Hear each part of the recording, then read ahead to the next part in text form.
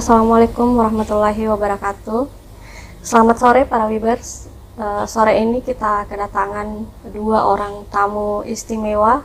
Mereka berdua dari Pondok Baitul Mukaromah. Salah satunya adalah pendiri yayasan Pondok Pesantren Baitul Mukaromah. Selamat sore Pak. Sore. Mungkin bisa diperkenalkan dulu namanya siapa kepada para Wibers kita.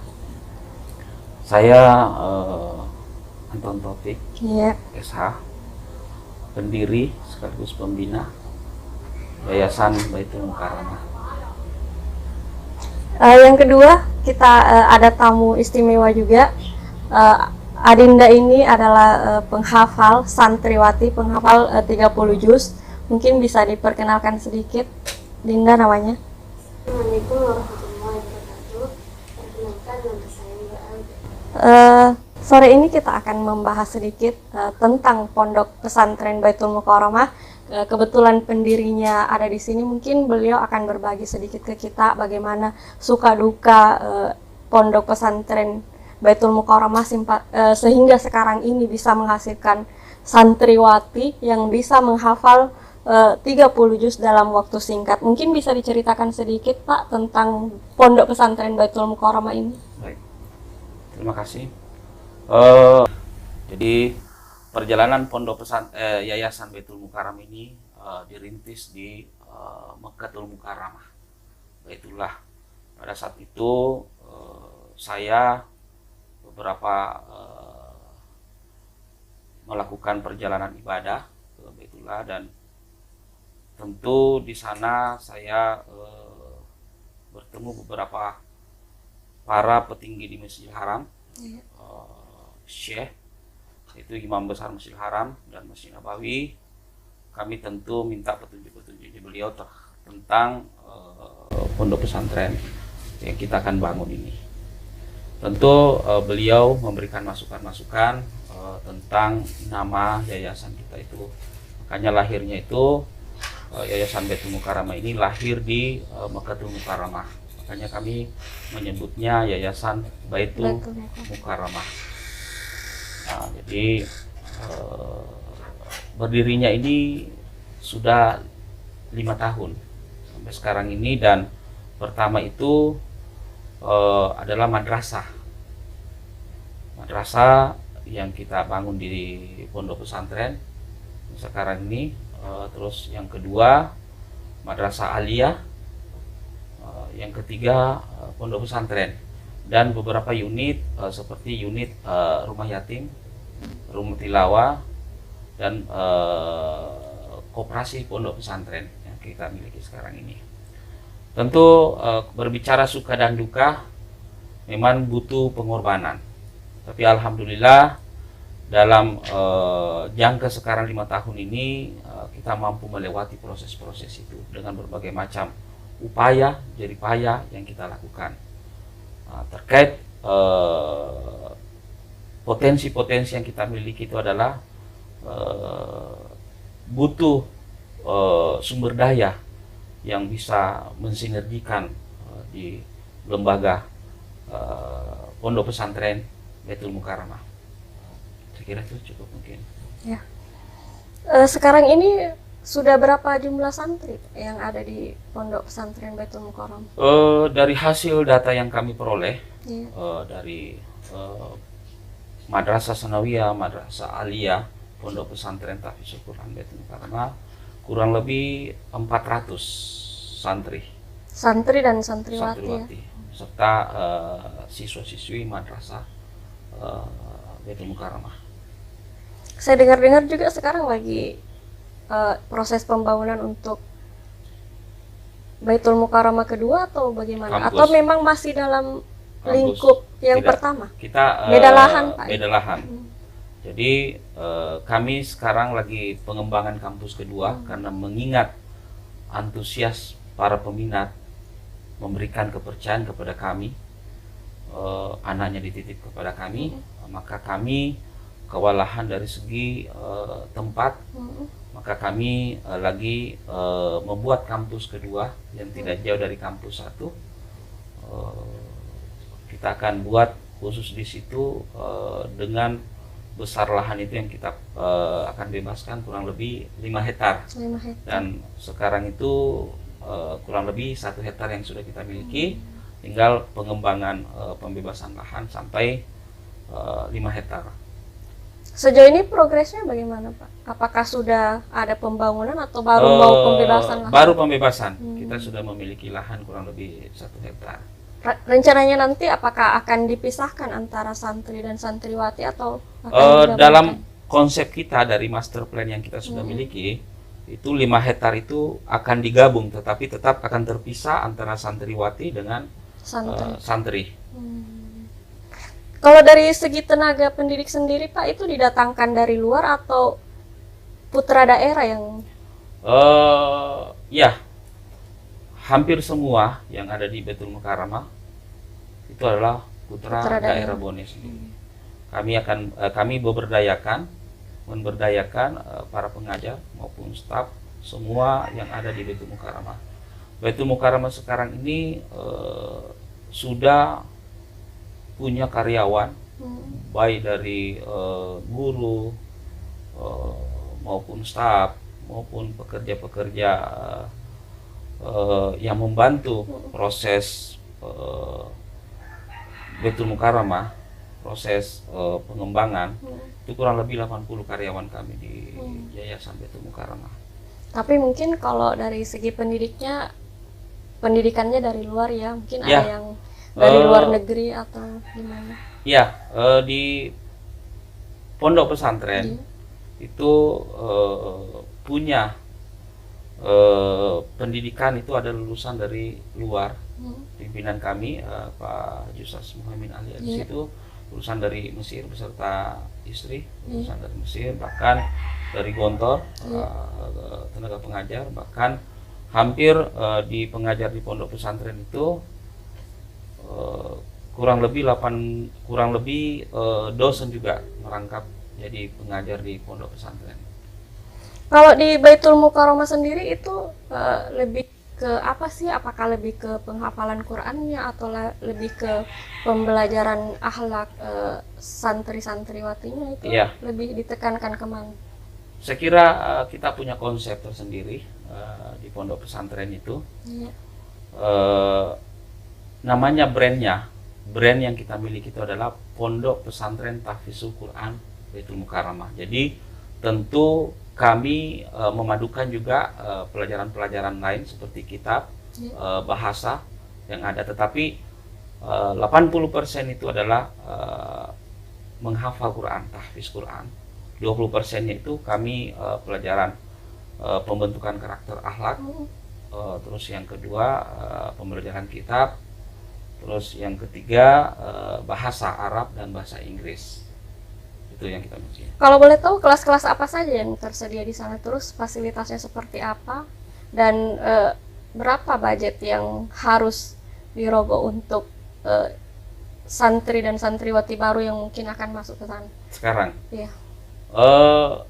Untuk pendaftaran sekarang itu kami tentu melihat kebutuhan. Pertama, tidak mungkin kita menetapkan harga kalau tidak melihat kebutuhan-kebutuhan yang ada dalam ruang lingkup pondok pesantren. Jadi harga itu mungkin kita bisa melihat bahwa harga yang kita tetapkan itu tidak terlalu untuk ukuran di Bone tidak terlalu tinggi lah, mencakup pasaran lah istilahnya. Mungkin ukuran untuk Bone tidak terlalu tinggi lah buat kami dengan dibanding mungkin pondok-pondok pesantren yang ada di luar, ya. Mungkin bisa disebutkan Pak biayanya? Ya. Biayanya pendaftaran untuk masuk di pondok pesantren sekarang Tahfizul Quran Baitul Mukarramah itu kurang lebih 4 juta. 4 juta. Itu sudah termasuk semua perlengkapan. Dan biaya untuk biaya bulanan itu sekarang ada kenaikan. Yang tahun kemarin itu sekitar 700.000, sekarang 800.000, jadi ada kenaikan 100. Ya, jadi per bulan itu sekarang untuk tahun ajaran baru ini kita naikkan menjadi 800.000. Mengingat ya tentu melihat kebutuhan-kebutuhan yang ada sekarang ini. Saya dengar dari acara kemarin, Wakil Bupati Bone, Ambo Dalde, sangat mengapresiasi pondok pesantren ini. Apa sih sebenarnya yang membedakan pondok pesantren dengan pondok pesantren yang lain? Saya kira sama aja semua. Sama aja. Tinggal apa ya? Mungkin beda dari tips dan triknya ya, Ya, bagaimana kami agar memang ya. saya ini selama ini dibantu oleh saudara saya, Direktur Pendidikan, ada Ketua Yayasan saudara saya, beserta semua komponen-komponen yang ada dalam tenaga di Baitul Mukarramah itu kita sinergikan semua potensi-potensi yang ada. Tentu apa yang kita miliki adalah semangat pertama, bagaimana kerja ikhlas dalam rangka bisa memberikan manfaat untuk umat. Untuk saat ini apa yang dibutuhkan pondok pesantren Baitul Mukarramah? Ya, yang dibutuhkan adalah pengembangan kampus kedua.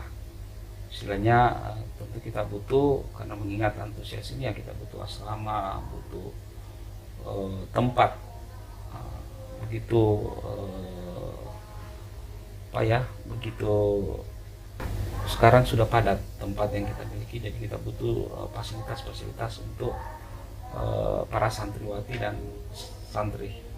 Artinya sekarang membuka peluang untuk para donatur ya, untuk Ya. bisa membantu di Baitul Mukarramah. Kita lagi membuka para donatur untuk Mungkin bisa disampaikan ke publik apa yang dibutuhkan saat ini. Untuk sekarang tahap pertama kita membutuhkan pembebasan lahan. Tahap pertama, terus yang kedua, tahap kedua itu adalah pembangunan. Nah, di situ pembangunan itu meliputi ada masjid, ada asrama, dan ada kelas beserta lab-lab yang kita akan miliki dengan beberapa macam fasilitas yang ada di pondok pesantren pada umumnya. Mungkin bisa disampaikan secara jelas berapa kisaran budget yang dibutuhkan untuk semua itu? Untuk pembebasan lahan itu kurang lebih ya 5 miliar yang kita harus butuhkan. Siapkan untuk pembebasan lahan. Pembangunan ya saya belum koordinasi pihak arsitek berapa budget untuk pembangunan ke depan dengan luas lahan 5 hektar. Siap. Sekarang kita akan beralih ke Adinda Alda ya. Adinda Alda, mungkin Adinda bisa menceritakan bagaimana pengalamannya selama mondok di pondok pesantren Baitul Mukarramah. Tips-tips apa sih yang diberikan oleh para ustaz dan ustazah di sana sehingga Adinda ini bisa cepat menyelesaikan hafalannya? Silakan Dinda, mungkin bisa diceritakan sedikit. Awalnya kenapa bisa tiba-tiba masuk di pondok itu? Oh, ini diberkatkan sama teman yang Ada teman yang pernah mondok di sana, terus diajak masuk ke sana.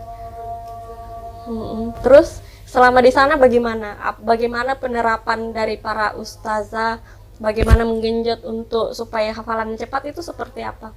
memberikan motivasi dan dukungan supaya semangat menghafal.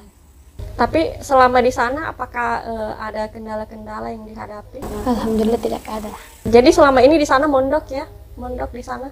Itu sudah berapa lama? Kurang lebih 2 tahun. Sudah 2 tahun. Proses penghafalannya sampai 30 juz itu berapa lama? 1 tahun 9 bulan. 1 tahun 9 bulan. Mungkin bisa dibagikan ke teman-temannya Alda di luar sana, bagaimana tips untuk bisa cepat menyelesaikan hafalan? Tentu semangat, Iya. niat dulu semangat. Jadi tips saya untuk menghafal, menentukan target per hari. Kadang menyelesaikan target 5 halaman per hari karena atas doa dan dukungan dari orang tua dan ustazah supaya agar bisa menghafal Al-Quran dengan cepat. Apakah sama dengan teman-teman santriwati yang lain di sana? Apakah mereka juga menggunakan tips yang sama atau cuma Alda saja yang menggunakan tips seperti itu? Cuma Alda ya. Kalau teman-teman yang lain bagaimana cara penghafalannya? Tapi selama mondok apakah sering pulang ke rumah atau memang fokus di pondoknya itu? Jarang pulang ke rumah. Untuk diketahui para Wibers, Dinda Alda ini sudah ditinggalkan oleh ayahandanya ya. Sejak umur berapa, Dek? Sejak umur 7 tahun. Dan alhamdulillah sekarang Arinda ini fokus di Pondok Pesantren Baitul Mukarramah dan telah menyelesaikan hafalan 30 juz ya. Alhamdulillah. Dan kemarin sudah acara penamatan dan wisuda Pak ya. Ya. Kami dari WIB mengucapkan selamat atas penamatan dan wisuda Hafiz ya, Hafiz-Hafizah ya. Iya. Kemarin kalau boleh tahu berapa tuh Pak yang tamat, yang di wisuda Hafiz-Hafizah? Untuk di keseluruhan totalnya termasuk wisuda dan penamatan itu kurang lebih 120 ya. Dan di wisuda untuk tahfiz kurang lebih 59 ya. 59. Sisanya itu penamatan. Penamatan. Untuk madrasah aliyah dengan madrasah sanawiyah. Kalau untuk tahun ini apakah ada limit, dibatasi berapa yang akan diterima? Kalau untuk di madrasah aliyah dan sanawiyah kami membatasi, mengingat tempat yang belum mencukupi. Ya. Untuk di pondok pesantren kita masih menampung untuk tahun ini 150 lah santri untuk tahun ini kita akan peroleh. Untuk Dinda Alda mungkin bisa menyampaikan sedikit kepada teman-teman di luar sana bagaimana supaya bisa mempercepat hafalannya mereka, termasuk anak saya Pak Ustadz. Kebetulan ada anak saya juga di pondok pesantren, mungkin dengan tips dari Arinda ini bisa menambah hafalannya juga. Silakan Dinda. Niat utama, niat semangat. Sampaikan saja apa yang bahwa begini tiap harinya saya seperti ini. Kalau kalian bangun jam 3 subuh untuk saja lihat ke sana agar dipermudah hafalannya dan selalu disemangati oleh teman-teman juga agar sama-sama saling mendorong dalam menghafal, saling menyemangati dan kadang saling menyemakkan hafalan. Tapi yang terpenting kayaknya doa orang tua ya. Kalau bakti kepada orang tua itu kan itu akan mempermudah jalannya kita sebagai anak. Terima kasih. Mungkin sore ini sekian dulu bincang-bincang kita dengan pendiri Yayasan Pondok Pesantren Baitul Mukarramah. Terima kasih banyak Pak Ustadz sudah datang ke tempat kami. Terima kasih Adinda Alda sudah membagi tipsnya kepada ananda-ananda di luar sana. Semoga perbincangan kita sore ini memberikan manfaat kepada teman-teman Wibers di luar sana. Sekian, wassalamualaikum warahmatullahi wabarakatuh.